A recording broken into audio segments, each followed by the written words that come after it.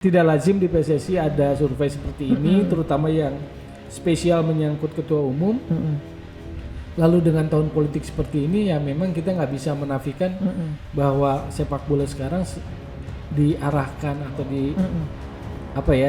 ditarik-tarik lah ke sana. Butuh jujur sepak bola tuh. Kalau ngerjain sepak bola tuh jujur untuk sepak bola, tetapi untuk diseret-seret kepentingan lain akan sangat mudah kelihatan gitu.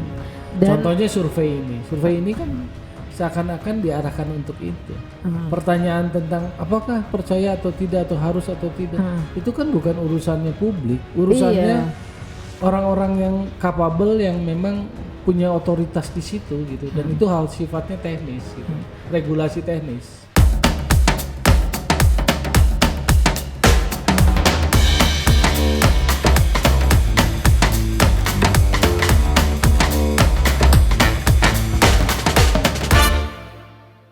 Assalamualaikum Sobat Freedom, kembali kita berbincang di acara Freedom Talk kali ini dengan pengamat sepak bola yang kondang banget, Bung Tommy Welly atau biasa dipanggil Bung Toel gitu ya. Apa kabar Bung Toel? Iya, sehat, baik, makanya ada di sini. Makasih banget ya, sebenarnya jadwalnya Bung Toel itu penuh banget gitu, tapi ya dia meluangkan waktunya lah untuk kita ngobrol di sini. Kali ini sih kita mau pasti soal sepak bola ya, terutama soal PSSI gitu. Kemarin sih soal JIS udah ya, tapi tuh di yang apa ya, yang saya baca-baca buka-buka lagi gitu tuh ada berita tuh Bung Toel suruh FIFA verifikasi stadion JIS. Ketum PSSI Erick Thohir, ayo salaman sama saya, pasti dicoret gitu. Itu sebenarnya udah salaman belum? Belum. Oh belum, belum ketemu ya malah kali ya. Tapi padahal kalau salaman gimana nih? Karena ternyata kan JIS malah dipakai ya untuk pembukaan. Iya, JIS salah satu stadion yang akhirnya ditetapkan. Iya betul. Satu dari 4 stadion yang ditetapkan jadi venue Piala Dunia kan? Iya. Bahkan dipilih sebagai venue untuk opening pembukaan. Penting banget itu ya. Ya menurut saya sih itu posisi terhormat juga lah. Iya betul. Nah jadi nggak sia-sia nih ya Bung Toel ngotot gitu ya. dari awal pertama polemik itu muncul, Bung Toel yang selalu ini standar FIFA walaupun pihak PSSI sendiri belok-belok segala macam, akhirnya ternyata memang menang dong nih 1-0 dong ya kalau gitu. Bukan ngotot sih, maksudnya hanya ingin mendudukan proporsinya aja. Iya betul. Koridornya gitu loh. Melihat bola, memverifikasi, menilai stadion ya sesuai kelayakannya aja gitu loh. Gak usah pakai lain-lain ya, latar belakangnya gitu jadi ya. itu sebetulnya kan momen yang beda. Itu kan Ketua Umum PSSI Erick Thohir diwawancara gitu kan. Lalu salaman katanya. Sementara saya sini nggak pernah ada di momen itu. Cuman setelah pernyataan itu saya suka ditanya di beberapa wawancara, suka ditanya kalau ketua umum ngomong seperti ini, kalau pandangan Bung Toel gimana? Saya bilang saya nggak yakin itu dicoret gitu. Dan ternyata keyakinannya benar. Alhamdulillah. Nah mungkin udah selesai lah ya, kita doain aja semoga Piala Dunia U17 ya sukses nantinya. Lancar, gitu ya. Dan tim kita juga persiapannya juga walaupun agak-agak gimana nih soal persiapan dulu deh tuh U17 dulu. Kalau persiapan pasti nggak ideal lah. Kan sebetulnya ideal. Yang disiapkan kalau secara sepak bolanya timnas U20. Tiba-tiba batal 17 itu kan sebetulnya hanya tim 16 aja yang tahun lalu juara di Sleman. Oh iya. Ya kan kerangkanya kan itu. Timnya abis Bima itu juga kan, ya. Ya abis itu kan bubar. Jadi memang kita nggak punya planning terhadap Piala Dunia U17. Lalu tiba-tiba dapat Piala U17 ini juga menarik sebetulnya. Kalau kita misalnya bertanya atau curious gitu, panggungnya diambil tapi sebetulnya kan timnya nggak disiapkan sebetulnya. Maka kalau di posisi per hari ini timnas Indonesia masih seleksi. Udah selesai terakhir kemarin. Ya udah selesai. Tim lain kan udah selesai kualifikasi. Iya benar. Tim lain tuh udah selesai kualifikasi. Udah main ya. Tinggal pematangan. Kita masih kemarin masih sibuk seleksi 12 kota gitu loh. Yang menurut saya sih itu juga sirkus gitu. Iya, loh. betul. Akrobat kemana-mana gitu loh. Yang akhirnya kan cuma dapat 5 tuh akhirnya yang masuk ke timnya Bima 50 atau 40 saat ini ya. Atau 50 pemain lah, itu dari 12 kota cuma 5. Padahal udah tinggal 3 bulan lagi. Padahal udah tinggal bulan lagi. Dari 50 kan Bima juga masih harus menyeleksi kan. Jadi pekerjaannya masih banyak gitu. Mengkhawatirkan dong ya kalau gitu. Secara sepak bola mengkhawatirkan. Antara waktu yang tersedia dengan tim yang belum terbentuk gitu loh. Sementara tim lain sudah terbentuk, tinggal mematangkan menuju Piala Dunianya kan. Tinggal finalnya ya. Iya. Oke, udah deh. Mungkin untuk U17 kita sampai di situ dulu ya. Kemarin itu sebenarnya mau ngajak Bung Toel itu ngobrol karena kita dapat survei ya. Survei. Kita tiba-tiba kita dikirimin survei dari LSI kalau nggak salah ya. Itu survei tentang sepak bola gitu. Nah, ini sebelum isinya nih, lazim gak sih ada survei tentang sepak bola gitu kadang. Ya, jadi seumur-umur menggeluti sepak bola, terlibat di sepak bola ya, saya baru kali ini atau di periode inilah ada survei-survei tentang ketua umum atau bahkan PSSI. Spesifikasinya kan ke ketua umum. Karena kalau ditelisik seingat-ingat saya sejak zaman Cardono misalnya, Cardono nggak ada kayak begitu. Azwar Anas juga nggak ada. Pindah ke Agung juga nggak ada kayak begitu. Dan seumur-umur lalu Nurdin Lanyala juga nggak begitu. Seumur-umur ya kalau ketua umum PSSI mah pasti dimusuhin aja ya. Nggak ada yang iyalah pasti. Ya kan, maksudnya itu kan jabatan kursi panas banget, biasa aja gitu loh. Maksudnya ketua umum PSSI dimusuhin di apa itu tuh ya dari zaman dulu ya memang begitu, istilahnya nggak ada benernya lah dikritisi, dicereweti atau bahkan dicaci maki ya, dicap gagal gitu itu ya kan, memang konsekuensinya lah jadi gitu. Tiba-tiba ini ada survei yang ternyata ujungnya gimana tuh ujung surveinya gitu ya luar biasa ya hasil surveinya, kesimpulannya kan 88% kalau nggak salah ya. Tingkat kepuasan dari survei itu terhadap kinerja ketua umum kan ini luar biasa ya. Ketua umum ya. Iya. Padahal Liga 2-nya belum jalan. Iya, sebetulnya kan dari saya baca survei itu dari beberapa pertanyaannya bisa kita bedah gitu. Iya, coba deh. Atau kalau kita mau secara sepak bola juga sudut pandangnya ada gitu. Jadi terus terang aja saya mempertanyakan gitu loh. Atau buat saya sebagai pengamat bola mudah sekali membantah hasil-hasil itu atau mempertanyakan lah, mempertanyakan lebih lanjut tentang itu. Contoh misalnya apa ya, yang pertama itu misalnya tentang audit deh. Oke, kita misalnya mulai dari organisasi. Itu pertanyaannya tentang audit keuangan. Apakah setuju? Kan jawabannya setuju gitu kan. Cuman kalau kita lihat audit keuangan itu sejak dicetuskan, ya itunya bagus, niat audit keuangan transportasi bagus, tapi ada kelanjutannya nggak? Belum. Nggak ada. Nah ini sebetulnya kalau dari sisi saya pengamat bola, waktu Ketua Umum Erick Thohir menyatakan audit keuangan, nggak ada laporan keuangan yang dinyatakan oleh, ini kan maksudnya kemana? Kalau kita bicara tentang sepak bola, tentang PSSI, yang punya kewenangan mengelola keuangan itu sekjen. Karena di PSSI nggak ada bendahara, nggak ada. Nggak ada. Jadi PSSI itu dipimpin oleh sekjen, dikelola oleh sekjen, terkait keuangannya sekjen yang kelola. Dia memang dibantu oleh direktur keuangan. Jadi kalau ada masalah tentang keuangan PSSI ya tanya sekjen. Bukan tanya ketua umum. Enggak, maksudnya kan ketua umum bingung tuh waktu menerima tongkat kepemimpinan PSSI, lalu meminta sebuah firma keuangan untuk mengaudit. Cuma sampai sekarang setelah sekian lama kan nggak pernah ada kesimpulannya tuh. Tetapi sudah diledakan bahwa tidak ada laporan keuangan, apa-apa segala macam. Padahal sekjennya sama. Nah itu yang perlu ditelisik gitu loh. Di periode 17 ke 19 itu kan zaman ketua umumnya Edi Rahmayadi, sekjennya Ratu Tisa di situ. Nah sekarang kan Ratu Tisa ada juga sebagai wakil ketua umum. Betul. Di 2019 ke sini kan Yunus Nusi, sekarang juga masih sekjen. Makanya tinggal ditanyakan langsung aja ke yang bersangkutan gitu loh. Kalau kita mau bicara sesuai aturan bola kan, karena yang ngelola dan mengatur keuangan di PSSI adalah sekjen. Sekali lagi nggak ada bendahara, cek statutanya begitu mengatakan. Nah ribut-ribut itu kan nggak ada ujungnya, hanya ribut aja, hanya dimunculkan ke ini. Jadi ukurannya apa? Satisfy puasnya tuh apa gitu loh? Lo nggak ada ujungnya kok. Belum ada hasilnya juga ya. Transparansinya di mana belum ada ujungnya kok gitu.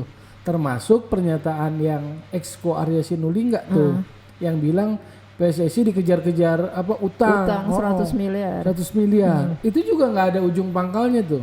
Setelah ngomong begitu nggak ada kejelasannya, kesimpulannya apa nggak ada. Kan sebetulnya itu tinggal ditanyakan kepada sekjen yang bertanggung jawab terhadap pengelolaan keuangan federasi. Itu contoh salah satu pertanyaannya ya, salah satu poin tentang dari organisasi survei, itu. Misalnya tentang organisasi juga. Kalau di situ disebut puas, menurut saya sih dari sisi SDM kan lama banget. Erick Thohir terpilih sebagai ketua umum PSSI 16 Februari. Penetapan komite tetap aja lama banget, 3 bulan. Baru kemarin ditetapkan kan. Bahkan Erick Thohir turun langsung sebagai komite wasit. Anggotanya nggak jelas di situ. Ada BTN tapi kita tahu cuma Sumarji doang ketuanya gitu loh. Isinya BTN apa kita nggak tahu. Programnya apa? Iya. Tiba-tiba kemarin ribut gara-gara pemanggilan pemain kan. Jadi kita bingung gitu loh. Ada badannya, ada orangnya cuma ketuanya. Ributnya di ujung. Sementara kita kan kalau secara bola nanya, BTN tuh kerjanya apa? Kan harusnya dia kelola tuh timnas kan, atur sedemikian rupa. Dia belanja masalah tentang timnas. Persoalannya apa sih? Pemanggilan pemain apa segala macam, kalender FIFA, ini bukan FIFA segala macam. Harusnya jangan ribut di ujung kayak begini. Karena sudah ada badannya khusus kan. Dengan begitu kan kita nanya, loh kok ributnya baru sekarang di ujung? Kemarin-kemarin sebagai ketua BTN ngapain aja gitu kan. Jadi kalau secara organisasi menurut saya di mana tingkat kepuasannya gitu loh. Banyak yang bisa dipertanyakan, termasuk jabatan sekjen. Figurnya kan kontroversial karena dianggap sebagai menyandera lah. Kan Erick Thohir sejak awal kampanye ingin bersih-bersih, bernyali gitu loh.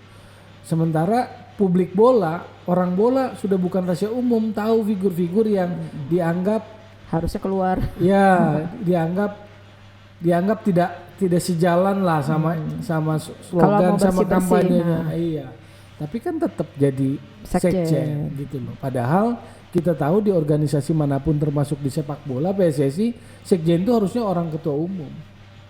Harus orang ketua umum, kan dia profesional, kan begitu. Iya, betul. Abis gitu sekarang rangkap jabatan pula kan. Orang profesional digaji untuk kelola federasi, sekarang rangkap jabatan. Padahal paradok loh, kalau kita ingat Erick Thohir bilang siap-siap ya Exco nggak tidur ya. Exco aja siap-siap nggak tidur, tuh kurang tidur, apalagi yang profesionalnya kan. Dan dia itu yang tinggi kerja loh, kan, mereka yang kerjanya. Angka kisaran gajinya tinggi loh. Sekarang rangkap jabatan sebagai wakil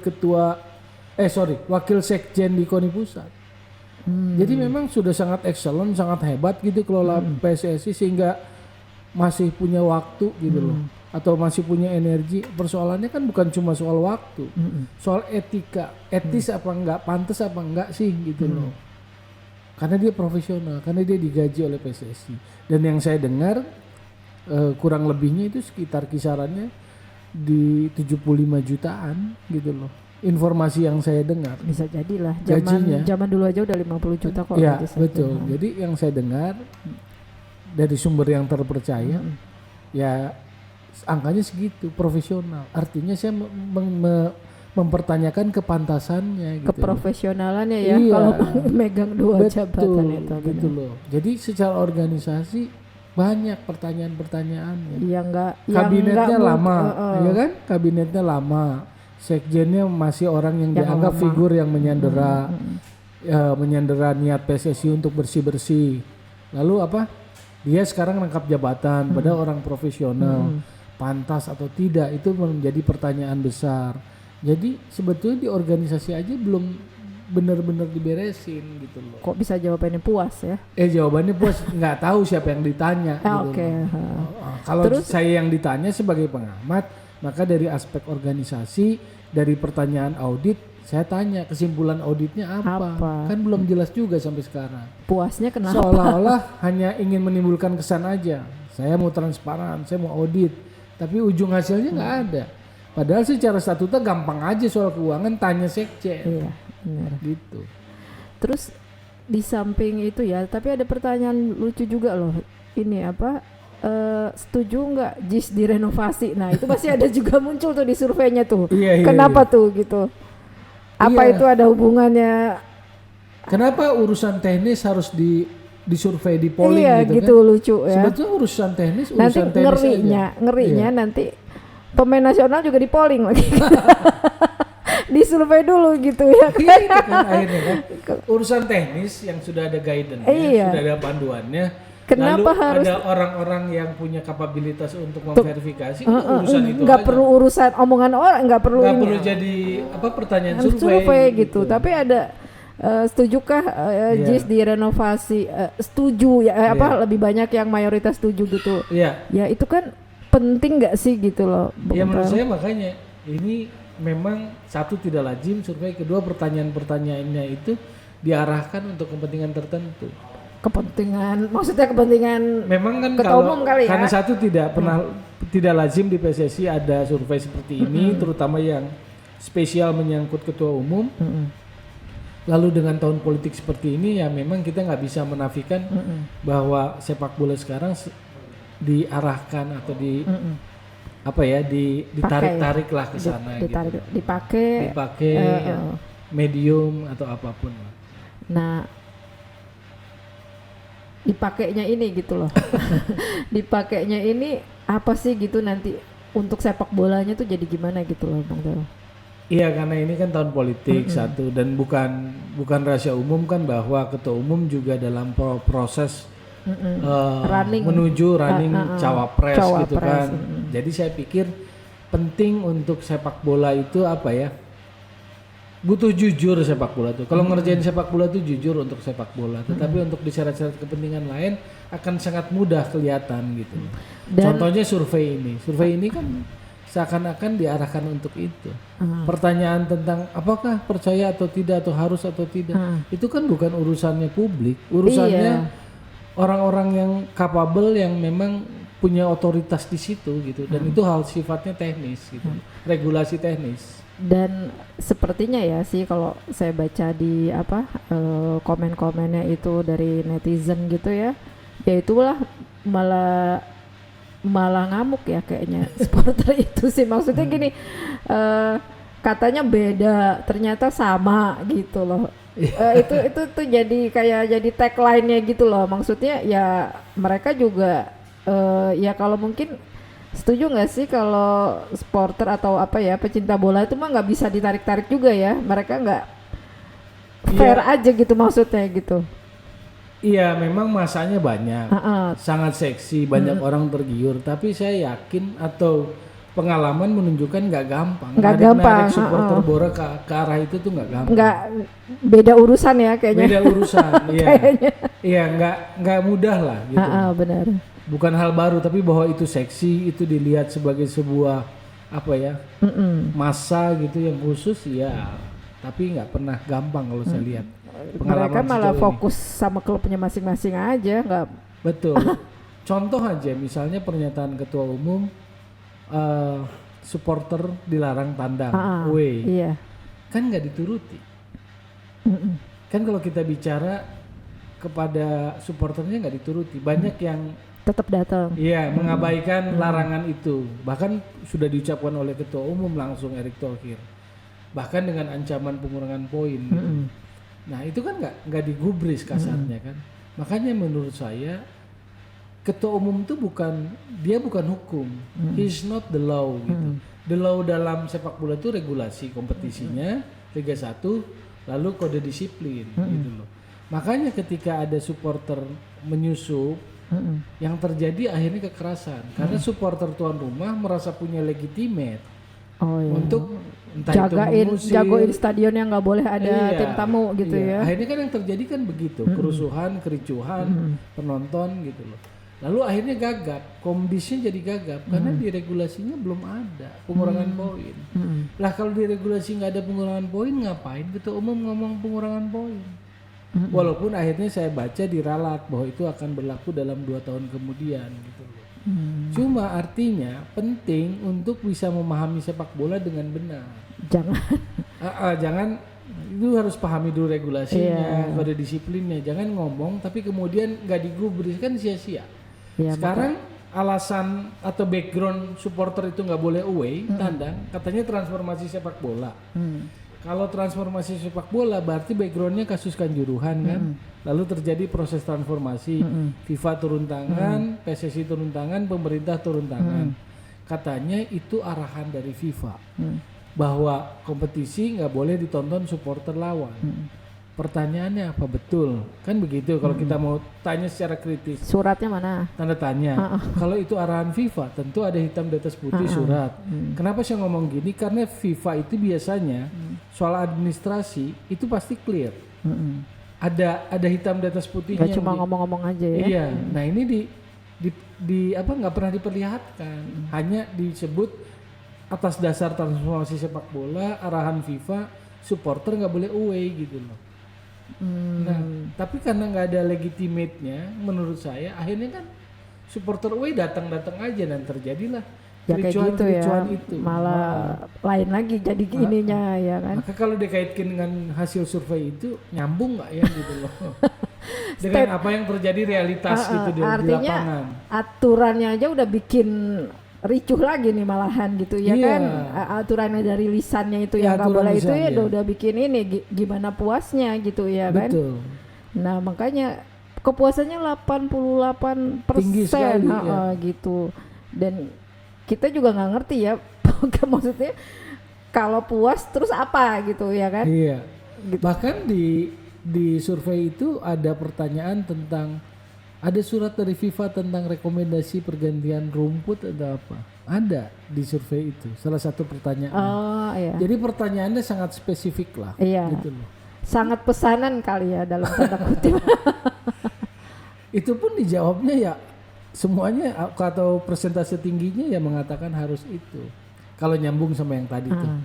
Itu juga ada surat itu. Nah saya mau mengulas begini. Tanggal 20 Juli kan dipublish tuh, disebar, diviralkan, dirilis surat dari FIFA kepada Wakil Ketua Umum PSSI Ratu Tisa dengan posisinya sebagai LOC, Local Organizing Committee untuk Piala Dunia U17. Isinya suratnya yang nanda tangan Alan Ferguson ya, Alan Ferguson Senior Pitch Manager. Yang pertama secara norma biasanya surat FIFA itu yang ngeluarin sekjen kepada anggotanya. Sama seperti PSSI kalau ngeluarin surat kepada anggotanya pasti yang nanda tangan sekjen tuh. Mau ke Asprof, mau ke klub pasti sekjen. Nah ini langsung senior pitch manajernya Alan Ferguson, bukan sekjen. Yang kedua isinya jawaban sebetulnya itu. Jawaban dari seperti surat. Menjawab surat ya. Ya, cuma surat dari Ratu Tisanya kok nggak dipublis juga. Supaya publik maksud saya mendapat gambaran yang utuh. Kaitannya apa dengan jawaban. Kenapa muncul surat ini? Betul. Hal lain yang menurut saya lemah di surat itu adalah paragraf pertama. Disebutkan di situ Alan Ferguson membaca laporan dari pakar rumput domestik Indonesia terkait itu. Kan itu yang jadi polemik. Kok itu dijadikan dasar sebagai rekomendasi FIFA? Kan ini yang kita kemudian heran gitu loh. Dan jadi, ternyata akhirnya kan terbukti prosesnya itu loh. Dan akhirnya kan 29 ada verifikasi FIFA. Dan nggak ada masalah kan. Sudah pasti dipastikan jadi venue Piala Dunia gitu loh. Nah ini yang menurut saya kurang sehat buat publik. Publik itu seakan ditarik ke sana kemari. Transparannya di mana tuh? Nah, sebenarnya nggak transparan ya kan? Berarti nggak transparan dong gitu. Iya. Dan mungkin ya Ketua Umum PSSI juga dia juga harus membedakan kali ya, gitu ya, Bung Tol ya. Maksudnya yang dia mau nggak ada masalah dia mau running jadi cawapres itu nggak ada masalah gitu ya kan? Tapi jangan pakai dong PSSI. Iya. Gitu ya mungkin. Gak mungkin juga nggak pakai PSSI karena faktanya sepertinya apa ya namanya popularitas lah ya. Kalau elektabilitas kan mungkin hal lain lah. Popularitasnya sejak pegang PSSI memang menurut saya sih meningkat. Dan bahkan bukan menurut saya aja, saya yakin secara spesifik mungkin tim medianya merasakan itu, bahwa dampak dari ngurus bola atau terjun ke bola itu ada peningkatan yang signifikan. Iyalah, dari sisi popularitas. Satu hari ada berita 2. Enggak, lebih sering berita bola kan lebih daripada sering berita bola daripada gitu. Jadi bola ini makin membuktikan memang seksi. Wajar lah ya, semua berebut mau jadi ketua umum. Nah ya itu yang kita herannya itu, kalau dulu memang nggak ada tuh survei-surveinya, baru ini doang gitu ya. Baru sekarang. Baru sekarang doang ya. Even itu siapa sih, Pak Johar Pak siapa? Nggak ada yang Lanyala, nggak ada Edi Rahmayadi, nggak ada. Begitu nggak ada yang dicap ketua umum PSSI yang sukses tuh, nggak ada. Selalu jadi bahan kritikan.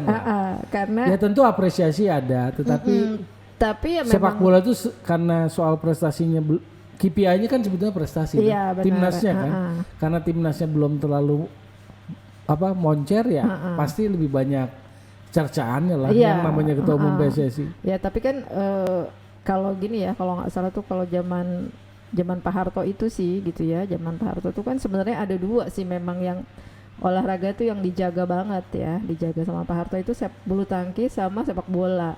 Bulu tangkis itu karena emang prestasinya gitu, jadi memang ketua umumnya tuh sebenarnya harus orang-orang yang dari persetujuan Pak Harto gitu ya kan. Nah sama sepak bola karena popularitasnya, jadi memang dari dulu juga memang dipilih ketua ya bukan karena prestasinya sih ya kalau PSSI, cuma kan popularitasnya, terus jadi olahraga masyarakatnya apanya, dan emang kenyataannya kan sepak bola itu dibutuhkan gitu ya Bung Toel ya. Iya saya pikir sebagai kalau pakai nilainya ya sebagai pemersatu bangsa udah terbukti. Udah terbukti lah ya. 2007 Piala Asia 2010 AFF kan udah jelas. Sangat menjadi trigger nasionalisme lah, merah putih lah. Jadi nggak lihat waktu itu Nurdinnya, nggak lihat siapa, semua berbondong-bondong. Nggak dipikirin ya ketua umumnya. Iya. Jadi walaupun ketua umumnya begitu, timnasnya tetap idola. Jadi publik ngelihat hal yang lain. Jadi saya pikir nilainya di situ. Ya. Makanya perlu dijagain kan sepak bola. Udah gitu juga zaman dulu juga kayaknya tuh kalau ketua umum itu mereka nggak mikirin ketua umumnya nih, yang penting atletnya yang naik ke daun gitu, bukan ketua umumnya yang naik daun. Saya pikir Pak Kardono, Pak Azwar prinsipnya seperti itu. Iya gitu ya. Kalau saat kan itu ya. Saat itu. Belakangan aja mungkin agak berubah tuh paradigmanya. Begitu udah dipakai-pakai karena diseret-seret ini kali gitu. Nah mungkin satu lagi deh, yang soal APBD gitu. Itu kan APBD kan dulu tuh kan sebenarnya udah suatu yang diharamkan. Di sepak bola gitu. Itu kemarin itu kayaknya ketua umum juga statement lagi bahwa Liga 3 ya kalau nggak salah mau pakai APBD lagi gitu.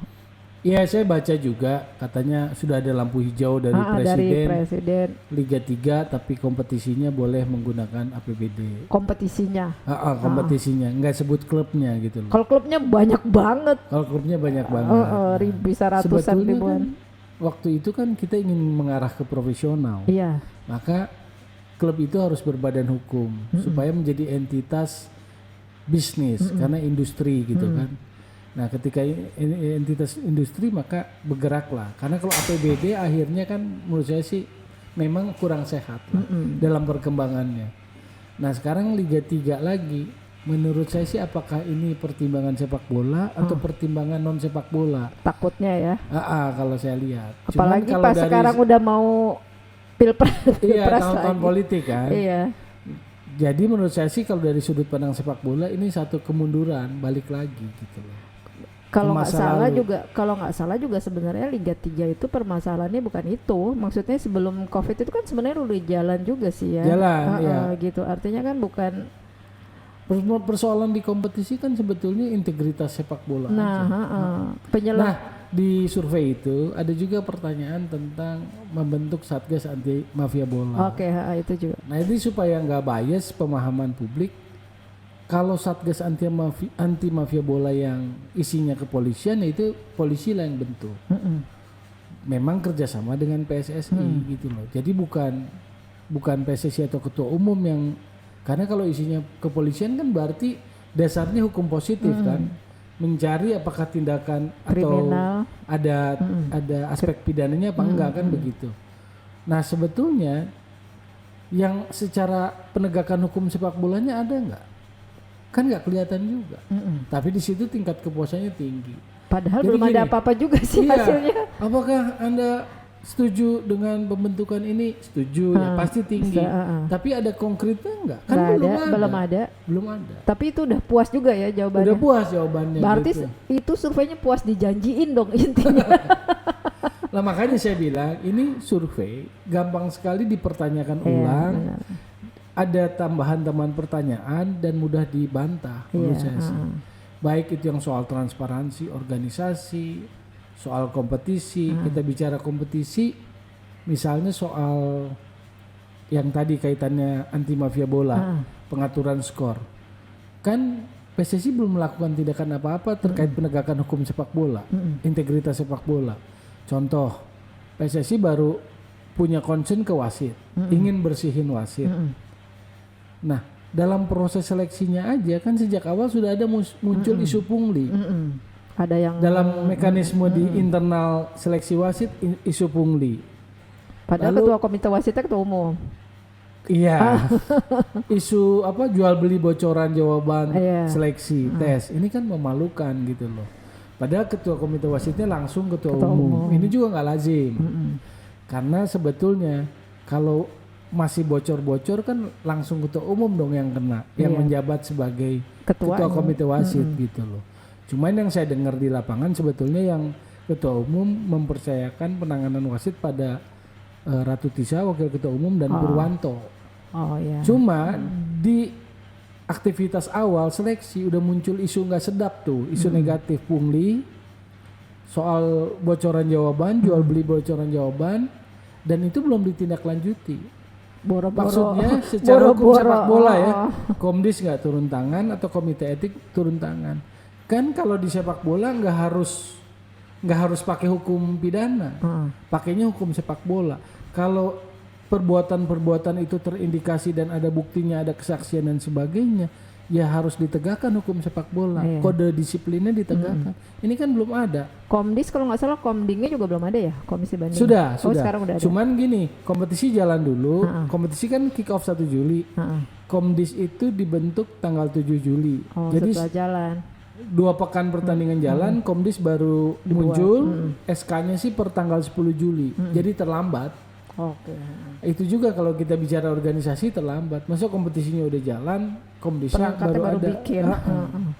Nah itu juga gitu loh. Makanya saya bilang, ya nggak tahu siapa yang disurvei gitu. Iya. Kalau yang disurvei saya ya begitu banyak. Nggak tahu apa yang disurvei, nggak tahu apa motifnya muncul survei gitu ya kali ya. Ya.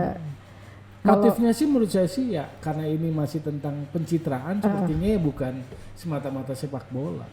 Asli ya, bukan karena kalau sepak bola nggak perlu disurvei-survei gitu ya. Kalau sepak bola saya pikir KPI-nya ya timnas, kompetisinya kompetitif dan integritas nggak bersih gitu di pengaturan skor. Menurut saya etalase terdepannya cuma itu ya. Baru di belakangnya dapur-dapurnya adalah development pembinaan kan. Tapi itu kan kerjaan kotor, kerjaan koki, bukan kerjaan yang populer, yang nggak kelihatan. Kerjaannya direktur teknik harusnya. Tuh saya pakai kata harusnya.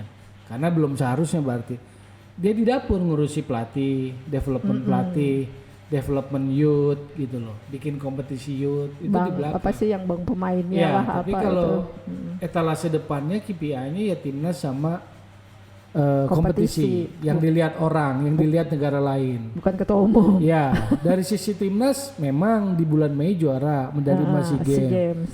Cuma saya akui lah bahwa Erick Thohir dingin atau beruntung lah. Karena dalam tempo dari Februari ke Mei dapat emas. Cuma di sepak bola itu kan kita harus menyadari nggak ada yang instan. Nggak ada. Artinya tim SEA Games itu ada yang menabur kemarin, yang menuainya Erick Thohir. Iya betul. Jadi kita akui juga bahwa di ujungnya finishingnya Erick Thohir, tetapi jangan lupa ada yang menaburnya di tahun-tahun sebelumnya. Pemain itu punya siapa? Iya, punya dari klub. mana? Lalu kalau lihat generasi yang kemarin Rizky Ridho kan udah muncul di 2019. Iya, betul. Waktu kualifikasi Piala Asia U20 yang masih Fahri pegang itu. Ada Rizky Ridho, ada Beckham waktu itu, ada Bagas Bagus, Supriyadi ya. Jadi mayoritas anak-anak itu. Ada dan kita juga masih Marcelino. Iya, Marcelino benar. masih di bawah waktu itu masih di Bima Sakti. Iya, dia belum naik. U16. Iya. Lalu anak-anak 20 kan. Jadi yang kadang di sepak bola yang menabur siapa, yang menuai siapa gitu. Yang babak belur klub-klub bayar gaji mereka pastinya. Gitu. Ya ada indikator kan SEA Games emas betul. Cuman itu harus kita akui betul apresiasi. Tapi juga dalam sepak bola kalau kita mau lihat whole keseluruhan ada yang menabur generasi itu dan yang menuainya Erick Thohir di masa Erick Thohir itu satu tentang timnas. Kedua yang lainnya ya baru sifatnya fiesta aja ya datengin Argentina. Tapi secara esensi pengembangan timnas kan belum. Timnasnya masih belum beranjak dari 150-an. Manggil pelatih dari Jerman konsultan ya? Konsultan U17 ya? Iya, ceritanya kan gembar-gembornya direktur teknik. Tapi kok dikontraknya cuma 3 bulan 4 bulan. Oh, 4 bulan. Nah, sebetulnya poinnya kan saya nggak ke sosoknya lah, nggak ke pribadi Frank Wormuthnya, tapi kan bagaimana PSSI mengkomunikasikan soal dia mau direktur teknik asing dari Jerman gitu kan. Jadi seolah-olah menyodorkan kepada publik keren, hebat Jerman gitu kan. Mantan pemain nasional, punya nama besar. Kita pikir kan umurnya sekitar gitu. Kita pikir kan kalau nama-nama itu udah sempet sama teman-teman kita menebak-nebak. Karena kayak di kayak dipirit-pirit kan datanya gitu oleh waktu itu yang bocorin sebetulnya kan Wakil Ketua Umum Jainuddin Amali. Akhirnya kita nebak-nebak, kita pikir Lothar Matthaus nih gitu kan. Atau siapalah yang punya nama besar. Tiba-tiba di ujungnya kan Frank Wormuth. Udah gitu cuma dikontrak 4 bulan. Akhirnya kita bertanya-tanya, kok mau ya pelatih sekali Jerman mau dikontrak 4 bulan gitu loh. Yang tadinya direktur teknik akhirnya muncul istilah konsultan pelatih timnas U17. Oh, sekarang udah ganti ya jadi itu. Konsultan pelatih timnas U17 katanya. Jadi kan menurut saya sih konsistensinya aja nggak ada gitu loh di situ. Ya makanya beda banget tuh ya, beda banget gitu. Sedangkan pelatih klub aja 3 tahun maunya. Cuma kan memang itulah polanya gitu ya. Gimiknya doang Gimiknya kali ya. gitu ya, selalu seolah-olah keren ujungnya begitu. Gitu. Seolah-olah keren ujungnya. Kirain Lothar Matthaus ternyata Frank Wormuth gitu kan. Kirain beneran direktur teknik. Kirain Jurgen Kohler ternyata Frank Wormuth. Kirain direktur teknik ternyata cuma konsultan. 4 bulan gitu. Ya. Jadi kalau buat yang ngerti bola, seolah-olah saya sering kali diserang nyinyir. Cuma kan based on pengetahuan atau experience bola, kan kalau kita ngurus PSSI, kita urus organisasinya. Karena kalau organisasi atau kepalanya nggak bener ya produknya nggak benar. Jadi pastikan organisasinya bersih, orang-orangnya benar, bukan figur-figur yang menyandera gitu kan, transparan organisasi. Fokus ngurus bola aja gitu ya. Ya, kedua parameternya timnas, bagaimana presentasi timnas, bagaimana ngelola timnasnya. Nah ini sih soal pemanggilan pemain aja ribut. Terus ternyata pemain yang masih sanksi nggak boleh main dipanggil, dibawa gitu. Iya kan bikin malu gitu kayak nggak ngerti aturan. Yang ketiga soal kompetisi. Kompetisi ini apa sih gitu kan? Problematikanya gitu kan. Lalu kemarin gara-gara pemanggilan kan akhirnya ngancem untuk ketua umum terhadap pelatih asing yang nggak komit dan sebagainya. Kata-kataan lah malahan ya. Iya, kan menurut saya sih jadi out of contact gitu loh, keluar dari konteks gitu loh. Nah ini yang kayak gini gitu loh menurut saya sih. Lalu misalnya di terkait kompetisi wasit masih jadi problem. Iya, betul. Katanya udah seleksi, katanya udah pilih yang terbaik, tapi di pekan-pekan awal udah banyak error-error. Jadi belum gitu. Yang keempat misalnya elemen aspek development kan belum kelihatan. Development pengembangan sepak bola usia muda masih seleksi 12 kota kan, kayak sirkus keliling gitu loh. Jadi lebih kepada gimmicknya aja tuh, pencitraan gitu kami melakukan. Di 12 kota lagi Padahal ya. kalau kita punya kompetisi yang tertata baik, kan kita nggak harus seleksi kayak begitu. Kan ada EPA. Iya, tapi Sebenarnya ternyata kan nggak di dilihat jalan. dan belum terstruktur dengan baik juga. Kalau cuma 3 bulan. Iya, betul. Lalu nggak semua klub punya akademi kan, maka itu yang harusnya didorong. Licensing klub profesional gitu kan, harusnya didorong di aspek kompetisi. Kalau kita mau bahas parameter kinerja sebuah federasi, kinerja ketua umum. Yang kelima penegakan disiplin. Penegakan disiplin banyak yang bikin gaduh juga, terutama yang terkait supporter tandang itu. Kan menurut saya sih cukup aneh lah beberapa keputusannya gitu loh. Sanksinya uang aja. Ya oke, tapi ada juga yang sanksinya tribun ini harus dikosongkan, nggak boleh diisi. Kenapa hanya tribun tertentu? Pertanyaan satu. Ada ribut antar supporter mereka gitu kan? Sanksinya nggak boleh pakai atribut. Kan nggak ada dalam kode disiplin yang dipahami secara umum internasional. Kan close the door, pertandingan harus dimainkan dalam stadion yang tertutup, artinya nggak boleh ada penonton. Ini yang dilarang atributnya, kan absurd gitu loh. Iya, benar. Terus yang kedua yang kasus di Persik itu yang mukulin Arema nggak salah ya. Nah itu ada hukuman tambahan tuh, panpelnya harus mencari pelaku pemukulan. Kan makin nggak bener dong. Panpel tuh orang sipil, suruh nyari gitu kan, malah makin bahaya kan. Dampak dari keputusan itu gitu. Jadi masih banyak yang aneh-aneh ya masih sebenarnya. menurut saya sih ya masih belum rapi gitu. Nah Jadi, saya bingung yang bisikinnya siapa ini gitu. Yang makin bingung lagi kok jawabannya survei iya. gitu. Jadi kalau buat saya ini hasil survei jauh panggang dari api. Ya, betul. Jadi closing statementnya deh Bung Toli. Ya itulah maksudnya, sepak bola itu memang nggak gampang. Maksudnya kalau boleh jangan diseret-seret. Karena begitu misalnya ditanyakan pada contoh seperti saya yang memang mencintai sepak bola, mengamati sepak bola, dari pertanyaan-pertanyaan itu saya bisa memberikan pertanyaan balik, bisa membantah pertanyaan-pertanyaan itu, sehingga saya terus terang meragukan hasil survei itu. Iya. Sangat meragukan, karena dari 5 aspek besar sebuah federasi, semuanya masih banyak catatannya, masih banyak bolong-bolongnya, masih banyak PR-nya gitu loh. Organisasi, timnas, kompetisi, development, penegakan disiplin itu masih banyak bolong-bolongnya. Jadi intinya kesimpulannya ya surveinya ya bagian dari pencitraan juga kali ya. Saya pikir surveinya kaitannya non sepak bola. Non sepak bola. Surveinya kaitannya untuk kepentingan tahun politik aja. Oke. Bingung ya kita mau ngomong apa kalau gitu tuh. Oke deh sampai gitu. terhenti. Sampai bingung tuh. Aduh mau gimana lagi nih sepak bola gitu ya kan. Kasian banget ya kalau. Ya makanya akhirnya kan muncul yang tadi itu apa spanduk apa? Kirain beda ternyata sama. Ternyata Jadi sama. bisa jadi ini indikator bahwa honeymoon periodenya is over gitu loh. Iya. Jadi periode bulan madunya dengan Erick Thohir bisa jadi sudah diambang berakhir. Iyalah, udah. Walaupun dari hard fansnya banyak. Iyalah. Yang nyerang-nyerang seperti saya banyak. Banyak ya, diserang buzzer dong. Iya, cuma saya hanya mau bilang, ayo kita berpikir kritis untuk sepak bola. Kita dorong siapapun ketuanya, keputusannya, pertimbangan-pertimbangan sepak bolanya benar. Gitu. Dan kita ngomong sepak bola kalau kan urusan bukan politik, urusan sanalah saya juga. Dan kita ngomong sepak bola bukan baru sekarang ya, udah dari puluhan tahun yang lalu. Jadi bukan yang ujuk-ujuk lah gitu. Bukan ujuk-ujuk hari sekarang, ini, bukan ujuk-ujuk karena ketua umumnya Erick Thohir gitu bukan, kita ngomong bola gitu ya kan. Oke deh, Sobat Freedom, demikian nanti kita sambung lagi kalau masih banyak ya sebenarnya yang mau diceritain mungkin nanti soal kompetisi, timnas dan lain-lain. Tapi kita tunggu waktunya Bung Towel bisa mampir ke sini lagi. Saya kira yang obrolan ini cukup sampai di sini. Sampai jumpa.